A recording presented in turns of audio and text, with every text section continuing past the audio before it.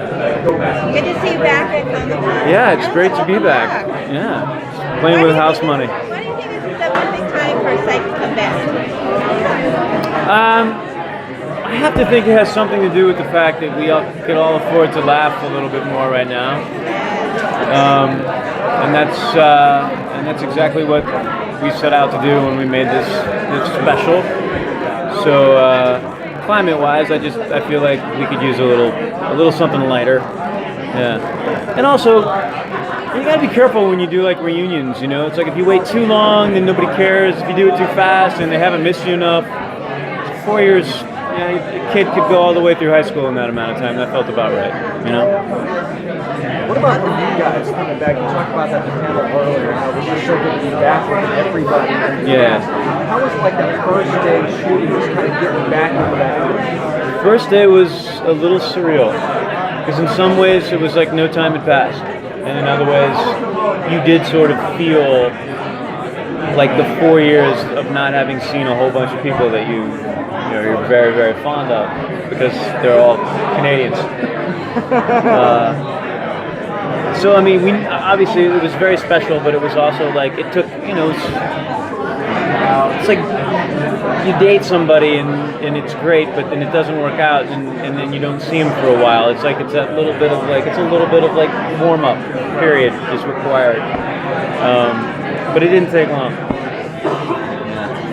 Was such a big part of the series. It was almost like another character. So why the choice to move to San Francisco? Well, for one, it's never really Santa Barbara anyway, so it's not like we felt like we were cheating on Santa Barbara. We just slid down a couple boats on the pier in Vancouver.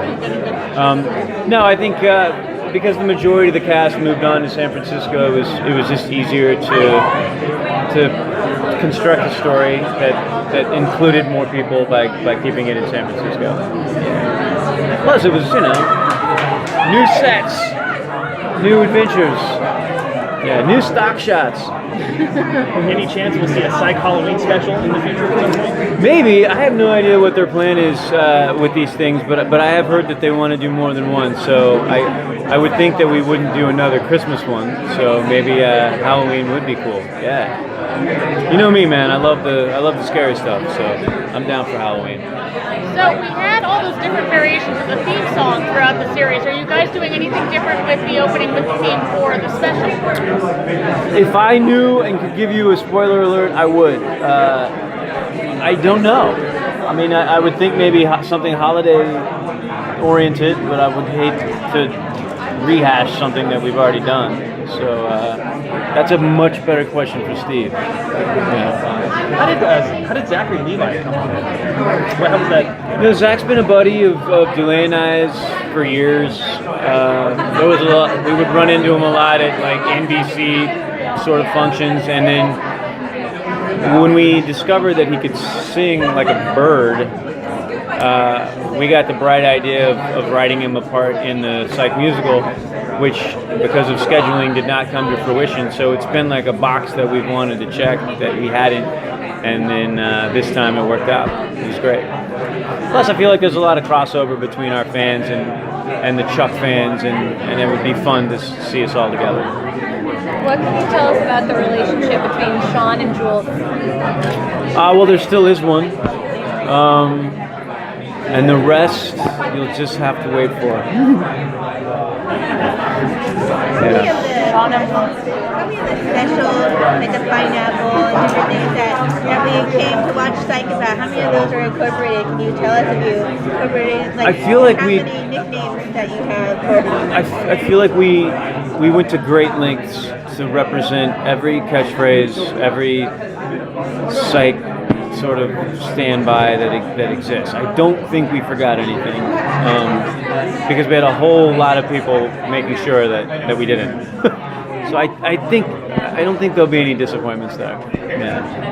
How big of a challenge was it to kind of rewrite the script a little bit after Tim got sick? Well, I mean, obviously our hearts were with Tim, and everything else was secondary to that. But I think, if anything, we were able to sort of turn that into a pretty great sort of spiritual motivation and a cause to like, hey, let's do this, let's do it right, let's do it as best as we possibly can, and let's have Tim on our minds the whole time. So I think the fact that we were doing it for Tim is what allowed us, I think, to stay as focused and to turn it over as quickly as we did. Like if they had just come to us and said, hey guys, this is too expensive, you have 3 days to rewrite the script, we might have said thanks, but we'll pass. You know, we don't know. Because it was Tim, I think it was, we were able to sort of unite for a pretty great cause. And what should have been a lot more difficult than it was turned out to like go pretty swimmingly. Yeah. And vodka helped. Yeah, copious amounts of vodka. Yeah. Do you feel like Shawn matured a lot since you last saw him, or is he still playing the same antics that we saw before? Well, I mean, I don't know if we'll ever see a super mature Shawn. I don't know if we want to see that. I don't know if there's a show there. So I think he has to. I think he has to be a version of the Shawn that we know, no matter what. But always tiny baby steps. I mean, I think knowing is half the battle, and I think Shawn knows more. It doesn't necessarily mean that he's able to execute the knowledge, but he at least knows things that maybe he didn't know when we last left him. Yeah. You guys talk about the a lot. When you're putting this together, how much of a balance did you try to put between giving the fans of the show control what they wanted, but also bringing some new stuff to the table as well? I would say this one was probably 90% giving the fans what we hoped they would.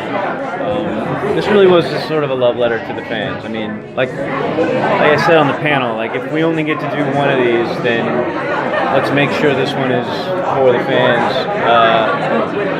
And then I would say, 10% was like, hey, let's see if we can come up with some new stuff too, because time has passed and there should be some subtle changes.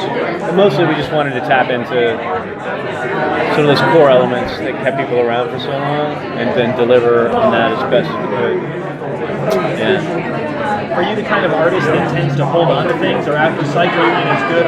Are you moving on to the next thing, or is Psych still on your mind for a while? I don't hold on to anything, not just my art. I don't have earthly belongings either. I am a full-on gypsy. So I do let go of things quickly, but I can also get them back quickly.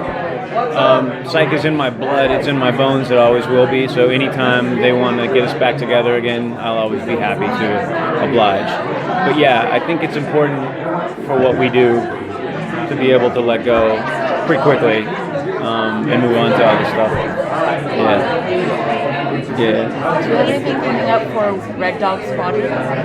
Yeah, we're developing a new play by Craig Wright, who's a pretty terrific writer and playwright that we're developing along with the Wallace in Los Angeles, which is a beautiful multi-million-dollar arts facility in Beverly Hills that I feel like not nearly enough people know about. So yeah, this fall is development, and if everything goes well, then maybe we'll be a part of their 2018 season. Awesome. Yeah, excited about that. Can you tell us about the dynamic between you and your dad? Henry stayed behind in Santa Barbara, so I'm guessing it was, birthday and Father's Day phone calls, the occasional text, because Shawn is just as surprised as I think the fans will be when he shows up and isn't quite the same Henry that we remember. Yeah. Let's leave it at that. Good team. Thank you guys. Thanks, guys. Thank you. Have fun.